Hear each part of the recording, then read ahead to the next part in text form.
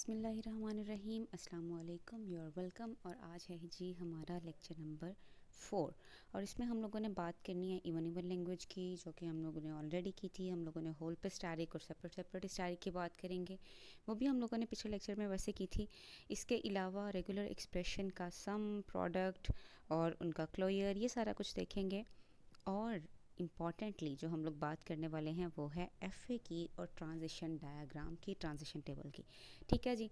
सबसे पहले बात करते हैं इवन लैंग्वेज के बारे में। तो हम लोगों ने अच्छा, ये इंपॉर्टेंट है इन टर्म्स ऑफ एमसीक्यू और in terms of short questions बहुत। ठीक है, आपसे ही पूछा जा सकता है कि इवन लैंग्वेज का जो रेगुलर एक्सप्रेशन है वो क्या है, और आपको 4 ऑप्शंस दिए जा सकते हैं। ठीक है, और ये जी इसका है रेगुलर एक्सप्रेशन। ठीक है, लेट मी हाईलाइट दिस। ये इसका रेगुलर एक्सप्रेशन है जी। ठीक है, आपने ए बी बी लिखा क्योंकि आपने इवन लेंथ ऑफ ए रखनी है और इवन लेंथ ऑफ बी रखनी है। ठीक है, तो जब इवन लेंथ ऑफ ए रखी तो 2 टाइम्स ये आएगा ना मिनिमम, है ना। और जब इवन लेंथ ऑफ बी रखेंगे तब भी मिनिमम 2 टाइम्स ऑफ ए आएगा। ठीक है, फिर ए बी और बी है ब्रैकेट में। अब मैंने आप लोगों को ये चीज़ बताई थी कि जब सेपरेट सेपरेट ए प्लस बी पड़ा हुआ है और उनके ब्रैकेट लग के ऊपर कोई प्लस या कोई स्टार नहीं लिखा हुआ, तो फिर उन दोनों की आपस में कंकैटिनेशन नहीं हो सकती किसी भी सूरत में। ठीक है, जैसे यहाँ पे ए लिखा हुआ है तो ए अपने खुद के साथ कंकैटिनेट कर सकता है अगर मैं इसके ऊपर स्टार लगा दूँ तो, लेकिन ये बी के साथ कंकैटिनेट ऐसे पड़ा हुआ नहीं कर सकता। ठीक है जी, तो सबसे पहले क्या आएगा, ए बी बी, इन दोनों में प्लस, और फिर आएगा ए बी बी ए। ठीक है, हम ए बी को सेपरेट कंसिडर करते हैं ना, और बी ए को सेपरेट कंसिडर करते हैं, इसलिए ये आएगा। और उसके बाद हम लोग स्टैरिक लगा देंगे ए प्लस बी बी पे, ताकि ए और बी बी इन दोनों को भी कंकैटिनेट किया जा सके और इन दोनों को मिला के भी स्ट्रिंग्स जनरेट करवाई जा सकें। और बाद में हम लोग ए बी और बी ए लिखेंगे और फिर होल पे स्टैरिक लगा देंगे, ताकि इन सब के क्लोयर, ताकि हम कह सकें कि इन सब का क्लोयर है। ठीक है, और किसी भी तरह से कॉम्बिनेशन से आए लैंग्वेज जो है वो इवन ही जनरेट होगी। हम लोगों ने इसके डिफरेंस की बात ऑलरेडी भी की थी, यहाँ पे फिर रिपीट कर देती हूँ कि जो R1 लैंग्वेज है उसमें अगर आप लोग देखें ए पे स्टार है और फिर प्लस का साइन लग के बी पे स्टार है, और जो दूसरी लैंग्वेज है R2, इसके अंदर ए प्लस बी दोनों पे होल पे स्टार है। ठीक है, इस रेगुलर एक्सप्रेशन में होल पे स्टार है। तो इन दोनों में डिफरेंस ये है कि जो पहले वाली लैंग्वेज है, जो R1 लैंग्वेज जो जनरेट करवाएगा R1 ये वाला expression a asterisk plus B asterisk वाला, इसमें इन दोनों की कंकैटिनेशन नहीं होगी, जबकि R2 जो है जिसमें होल पे स्टैरिक है, इसमें कंकैटिनेशन होगी और ये ऐसी स्ट्रिंग्स को जनरेट करवाएगा जो कि इन दोनों को कंकैटिनेट करवा रही होंगी। ठीक है, फिर हम लोगों ने बात की थी इक्विवेलेंट रेगुलर एक्सप्रेशंस कौन से होते हैं। ऐसे रेगुलर एक्सप्रेशंस जो सेम लैंग्वेजेस को जनरेट करें उनको इक्विवेलेंट रेगुलर एक्सप्रेशंस कहते हैं, जैसा कि उनकी एग्जांपल उन्होंने यहाँ पे दी है। R1 ये है ए प्लस बी की स्टैरिक, और ए बी बी, इसी तरह से R2 ये है। लेकिन जो ये दोनों हैं ये सेम लैंग्वेज को जनरेट करवा देंगी। कौन सी लैंग्वेज को जनरेट करवा देंगी, एंडिंग इन ए और एंडिंग इन बी बी, ऐसी लैंग्वेज जिसके एंड पे या तो ए आता हो या फिर बी बी आता हो। ठीक है, तो ये दोनों रेगुलर एक्सप्रेशंस जो हैं ये सेम ही लैंग्वेज को जनरेट करवा सकते हैं, पॉसिबल है। नेक्स्ट क्या है जी, नोट में उन्होंने ये बताया है कि अगर R1 आपके पास ए प्लस बी बी है और R2 सेपरेट ए प्लस बी है, तो फिर जो R1 और R2 है वो किस तरह से आएगा कि अगर आप उन दोनों के एक्सप्रेशंस को मिला रहे हैं तो उन दोनों की जो लैंग्वेजेस हैं उन दोनों को भी मिला दिया जाएगा। अगर यहाँ पे प्लस लिख रहे हैं तो दूसरी तरफ भी प्लस आ जाएगा। अगर आप इन दोनों को मल्टीप्लाई कर रहे हैं, मल्टीप्लाई आगे मैं डिटेल से बताती हूँ, मल्टीप्लाई करने का मतलब ये नहीं है बिल्कुल भी कि 2 और 2 मिलकर 4 हो जाएंगे। हम लोग बात यहाँ पर डिजिट्स की नहीं कर रहे हैं, हम लोग बात कर रहे हैं एलिमेंट्स की। ठीक है, और यहाँ पे ए बी सेपरेट है बी ए से। ठीक है, ये दोनों चीज़ें सेम नहीं हो सकती, तो हम लोगों ने उस चीज़ का ख्याल रखना है। ठीक है, अच्छा जी, रेगुलर लैंग्वेजेस ऐसी लैंग्वेजेस होती हैं जी जो लैंग्वेजेस रेगुलर एक्सप्रेशंस के थ्रू जनरेट हों। ठीक है, उससे आगे वो क्या कह रहे हैं कि it is noted that R1 R2 are regular expressions. ये थोड़ी सी इंपॉर्टेंट बात है और बहुत सिंपल बात भी है कि अगर R1 और R2 रेगुलर रेगुलर एक्सप्रेशंस हैं किसके, L1 के और L2 के रिस्पेक्टिवली। ठीक है, तो ये ऐसी लैंग्वेजेस को जनरेट कर रहे हैं। अगर आप R1 और R2 को प्लस कर दें, या R1 और R2 को मल्टीप्लाई कर दें, या R2 और R1 को मल्टीप्लाई कर दें, या आप इन दोनों का सेपरेट सेपरेट जो है वो स्टार ले लें, क्लीन स्टार क्लोयर ले लें, तो ये सब की सब भी रेगुलर लैंग्वेजेस ही बनेगी। जिस तरह से इंटीजर्स का सम, इंटीजर्स को मल्टीप्लाई करें उनका प्रोडक्ट, ये सब इंटीजर्स ही आते हैं। उसी तरह से रेगुलर एक्सप्रेशंस जो हैं, अगर आप उनको ऐड कर दें, मल्टीप्लाई कर दें, उनका क्लोयर ले लें, तो जो कुछ भी आउटपुट आएगा वो भी रेगुलर एक्सप्रेशन ही होगा, मतलब वो भी रेगुलर लैंग्वेजेस को ही जनरेट करेंगे। नेक्स्ट उन्होंने ये बताया हुआ है कि इसी तरह से L1 और L2 दो लैंग्वेजेस हैं जो कि एक्सप्रेस हो रही हैं R1 और R2 से, उनके रेगुलर एक्सप्रेशंस ये बन रहे हैं जैसा हमने भी डिस्कस किया, ठीक है। तो फिर जो R1 प्लस R2 है, ये ऐसा रेगुलर एक्सप्रेशन है जो L1 प्लस L2 जनरेट करेगा। ये वही बात है, जैसे बार बार बस घुमा घुमा के कान पकड़ा हुआ, बात वही है जो हमने ऑलरेडी की है कि इक्वालिटी के दूसरी साइड पे जो भी लैंग्वेजेस थी, रेगुलर एक्सप्रेशन को अगर हम ऐड कर रहे हैं तो दूसरी तरफ वो लैंग्वेजेस भी ऐड हो जाएंगी। और ऐड करने से मतलब क्या है, उनका यूनियन लेना। ये MCQ आ सकता है। यहाँ पे जो नोट के अंदर दो तीन चीज़ें, ये तकरीबन तीनों चीज़ें MCQ के हिसाब से इंपॉर्टेंट हैं, ठीक है। L1 प्लस L2 का मतलब है L1 यूनियन L2, एक लैंग्वेज और दूसरी लैंग्वेज का यूनियन, ठीक है। और इन दोनों के प्रोडक्ट का क्या मतलब है, अगर पहले R1 है और बाद में R2 है, तो R1 के जितने भी मतलब एलिमेंट्स हैं या जो चीज़ भी हम लोग कंकैटिनेट करवा रहे हैं, वो R2 के प्रीफिक्स की तरह आएगा। मतलब वो उससे पहले ही लगेगा हमेशा, वो उसके बाद नहीं लगेगा, ठीक है। फिर वो क्या कह रहे हैं जी कि R1 का जो, अगर आप क्लोयर ले लेते हैं, क्लीन स्टार क्लोयर, तो जो लैंग्वेज जनरेट हो रही है L1 का क्लोयर, उसका मतलब क्या होगा कि लैंग्वेज के जो अपनी जितनी भी उसके एलिमेंट्स हैं, वो सब के सब कंकैटिनेट होंगे खुद के साथ, और साथ में क्या ऐड होगा, नल स्ट्रिंग, ठीक है।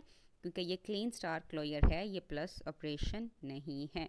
आगे उन्होंने जी कुछ एग्जांपल दी हुई हैं, R1 ये हो, R2 ये हो, तो जो उन दोनों से लैंग्वेज जनरेट होगी ऐड करने से, वो भी रेगुलर लैंग्वेज ही होगी, और उसको हम लोग इस तरीके से एक्सप्रेस कर सकते हैं, ठीक है। इस तरीके से एक्सप्रेस करने का मतलब सिर्फ यही है कि उन लोगों ने उसका रेगुलर एक्सप्रेशन लिख दिया है, ठीक है, जो उसके एलिमेंट्स बन रहे थे। अच्छा जी, इससे आगे चलते हैं। All finite languages are regular, MCQ।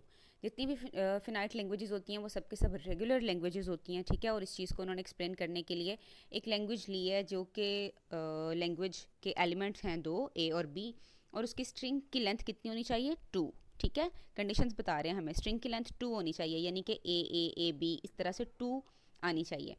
और वो स्टार्ट किससे होनी चाहिए, A से स्टार्ट होनी चाहिए। इसका मतलब क्या हुआ, नल स्ट्रिंग तो हम वैसे भी नहीं ले सकते थे क्योंकि उसकी लेंथ 2 नहीं होती, ठीक है। और इसका मतलब ये है कि हम लोग B से स्टार्ट नहीं करवा सकते, हम लोग B A इस तरह की जो हैं वो स्ट्रिंग्स को जनरेट नहीं करवा सकते। हमें सिर्फ वही स्ट्रिंग्स चाहिए जिनका स्टार्ट A से हो रहा हो। तो फिर कौन सी स्ट्रिंग बन सकती हैं, A 2 टाइम्स, मतलब A को खुद से कंकैटिनेट करवा दें, और A को B के साथ कंकैटिनेट करवा दें, बस ये दोनों स्ट्रिंग्स ही जनरेट होंगी, ठीक है।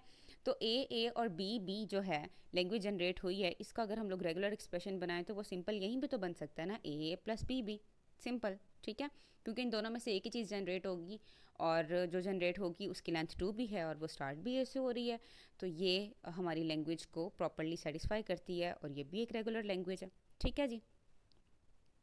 आगे वो हमें क्या बता रहे हैं, वो कह रहे हैं जी आप कंसिडर करें कि आपकी एक लैंग्वेज है जिसके अंदर थाउजेंड्स ऑफ वर्ड्स हैं, लेकिन आप उन सबको किस तरह से रिप्रेजेंट कर सकते हैं, very simple, by putting an plus operation, ठीक है। प्लस ऑपरेशन का साइन आप उसके ऊपर लगा दें वर्ड्स के ऊपर, तो आपका रेगुलर एक्सप्रेशन बन जाएगा सिंपली, ठीक है। अच्छा जी, वो कह रहे हैं जी special structure of R is not important.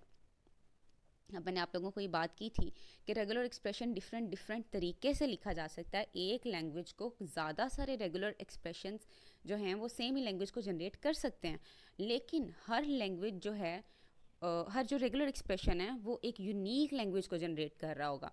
For example मेरे पास एक रेगुलर एक्सप्रेशन है जो कि L1 लैंग्वेज को जनरेट करता है, तो ज़रूरी नहीं है कि वो बस सिर्फ और सिर्फ L1 को ही जनरेट करे, वो L2 को भी सेटिस्फाई कर सकता है, हो सकता है वो L3 को भी सेटिस्फाई कर रहा हो, लेकिन जो एक रेगुलर एक्सप्रेशन है वो यूनिकली रिप्रेजेंट करता है किसी भी एक स्पेसिफिक लैंग्वेज को, ठीक है। आगे जी बात आ जाती है introduction to finite automation. Finite automation क्या होती है, ये उन्होंने एक एग्जांपल दी है, और एग्जांपल बिल्कुल भी इंपॉर्टेंट नहीं है, लेकिन मैं आप लोगों को बता देती हूँ, आप लोगों को ये ना लगे पता नहीं क्या स्किप करवा दिया है। 64 बॉक्सेस हैं जी इसी तरह से, ठीक है आपके पास, और आपके पास 2 डाइस हैं, ठीक है, 2 डाइस को आप रोल कर सकते हैं, पेयर ऑफ डाइस है ना, तो आपके पास मिनिमम क्या चांसेस हैं आने के आउटपुट, या तो आपके पास 2 आएगा, ठीक है, 2 डिजिट्स आएंगे, और जो मैक्सिमम नंबर्स हैं वो कितने आ सकते हैं, 12 आ सकते हैं, ठीक है, 6 6 दोनों पे आ जाए तो 12 आ सकते हैं। और आपने दो, मतलब आपके पास एक पेयर ऑफ डाइस है, और आपके पास जो पीसेस ऑफ पेपर है ना जिनको आपने अरेंज करना है इन 64 बॉक्सेस के अंदर, वो 2 तरह के हैं, एक ब्लैक कलर के हैं और एक वाइट कलर के हैं, ठीक है।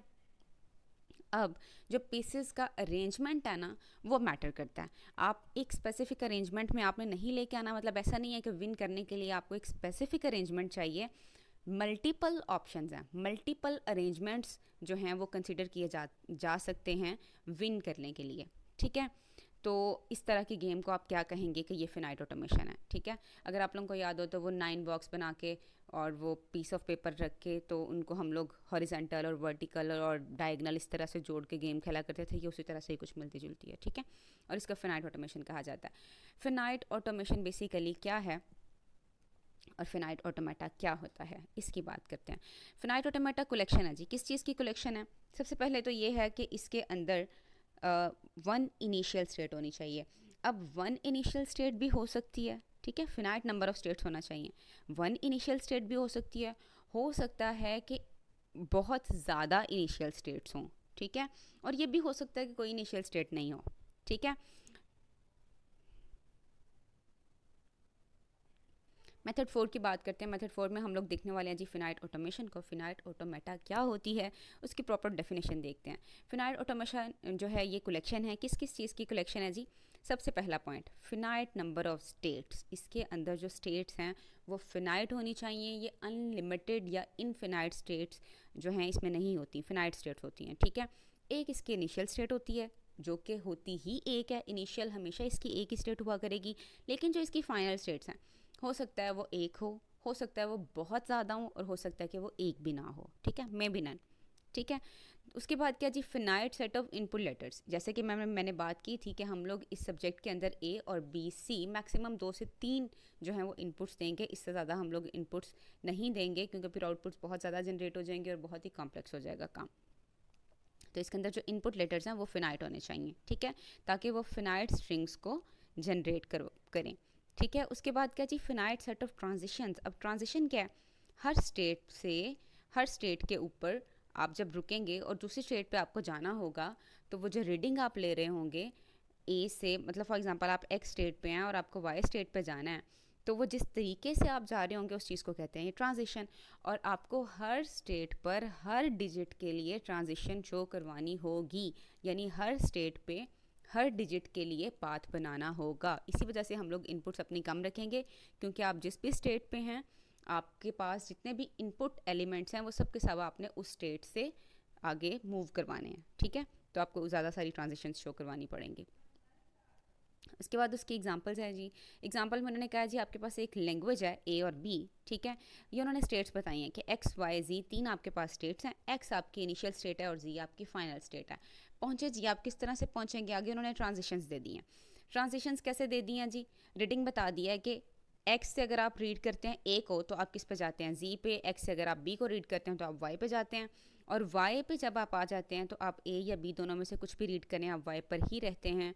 इसी तरह से अगर आप जी के ऊपर ए या बी कुछ भी रीड करें आप जी पर ही रहते हैं। इसको जी मैं शो करवाने लगी हूँ ट्रांजिशन टेबल में, और ये है जी ट्रांजिशन टेबल। वेरी सिंपल, कुछ भी नई बात नहीं है। आपके पास कितने एलिमेंट्स थे? 2, रीडिंग ए और रीडिंग बी, 2 ही इनपुट्स हैं ना आपके, ठीक है। स्टेट्स कितनी हैं आपके पास? 3, एक्स वाई जी, 3 स्टेट्स लिख लें। या माइनस और प्लस का साइन बताती हूँ ये क्या है। जो माइनस का साइन है ये शो करवा रहा है कि आपकी स्टेट ये वाली इनिशियल है, यहाँ से आपने स्टार्ट किया। और जो प्लस का साइन है जी के साथ ये शो करवा रहा है कि ये वाली स्टेट है आपकी फाइनल, ठीक है। ये जो ओल्ड स्टेट्स में लिखा हुआ है आप लोगों ने माइनस और प्लस, ठीक है।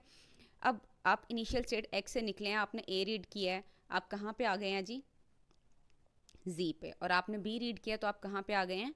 वाई पे। इसी तरह से अब आप वाई पे हैं, वाई से आपने ए रीड किया, आप कहाँ पे हैं? वाई पे ही। वाई से बी रीड किया, फिर भी कहाँ गए हैं? वाई पे ही। जी से आपने ए रीड किया, आप जी पे आ गए हैं, और जी से आपने फिर बी रीड किया तो भी आप जी पे ही आ गए हैं।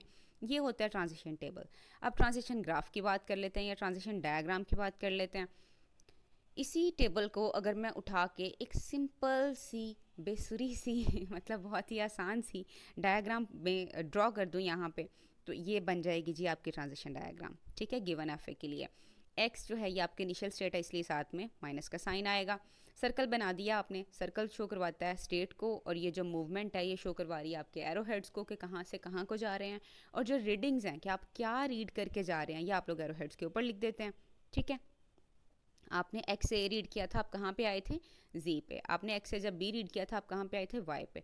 और वाई के ऊपर एक लूप सा बना हुआ है, ये जो लूप सा बना हुआ है ना, ये शो करवा रहा है कि ए भी रीड हो गया, बी भी रीड हो गया। वैसे तो यही होना था ना कि आप ये भी कर सकते हैं, वाई के ऊपर ए रीड करके वाई पे आएँ, एक लूप लग गया, फिर दूसरा लूप लगा दें, आप बी शो करवा दें उसके ऊपर कि ये जी मैं बी रीड करके आ रहा हूँ, तो आप दो दो लूप्स लगा सकते हैं, जी पे बी और वाई पे बी, क्योंकि दो डिजिट्स हैं ना ए और बी। लेकिन हम लोग ज़्यादा सारे इनपुट्स को सेम ही लाइन के थ्रू, एक ही लाइन के थ्रू शो करवा सकते हैं अगर वो सेपरेट सेपरेट स्टेट्स की तरफ नहीं जा रही तो, ठीक है। अब सवाल उठता है कि सिर्फ और सिर्फ z जो है वहीं क्यों इनिशियल, वहीं क्यों फाइनल स्टेट बनी है। आपके पास y भी तो है ना, y फाइनल स्टेट क्यों नहीं बनी, क्योंकि लेंथ तो इसकी भी 2 ही है। अगर आप x से y पे जाते हैं, आपने b रीड किया तो एक b आउटपुट जनरेट होगा, ठीक है, सिंगल बी आउटपुट जनरेट हो गया। फिर आप वाई पे हैं, आप ए या बी दोनों में से कुछ भी जनरेट करते हैं, चाहे वो ए जनरेट होता है चाहे बी होता है, लेकिन स्ट्रिंग की लेंथ तो 2 हो जाएगी ना। एक पहले से बी पड़ा हुआ है और अब ए या बी दोनों में से कुछ भी है, स्ट्रिंग की लेंथ हो गई 2। तो फिर हमने इसको फाइनल स्टेट क्यों नहीं बनाया, तो फाइनल स्टेट हमने इसको इस वजह से नहीं बनाया क्योंकि हमारा क्वेश्चन ये था स्टार्टिंग विद ए, हम लोगों ने ऐसी स्ट्रिंग्स जनरेट करवानी है जिनकी लेंथ जो है वो 2 हो और जो स्टार्ट हो रही हो ए से, ठीक है। अच्छा जी, जो ए से स्टार्ट हो रही हो, तो जब आप लोग एक्स से जे पे पहली मूवमेंट ही करेंगे, पहली दफ़ा ही रीड करके आएंगे ए को रीड करके, तो पहला आउटपुट आपके पास क्या होगा, ए। तो ए आपके पास पड़ा हुआ है साइड पे।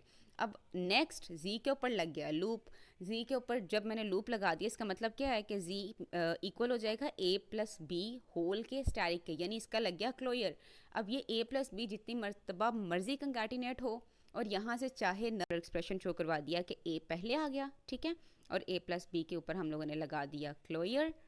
और ये हमारा लेक्चर यहाँ का हो गया ख़त्म, और आगे लेक्चर नंबर 5 हम लोग डिस्कस करते हैं नेक्स्ट इंशाल्लाह।